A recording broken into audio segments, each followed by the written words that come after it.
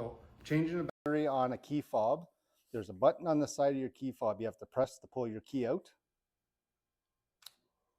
Just like this.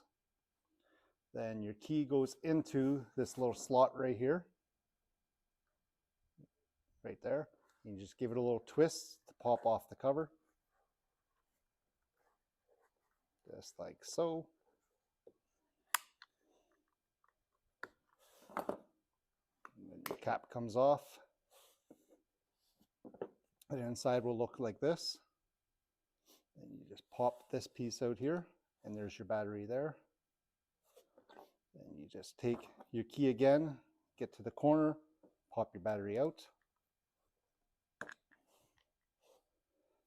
So you got your plus is on this side here. Your plus goes on the back side of your remote, just like so.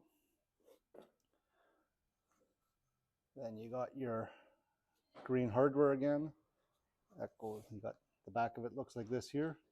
So it goes on just like this here. So it looks like that. And you can put your cap back on.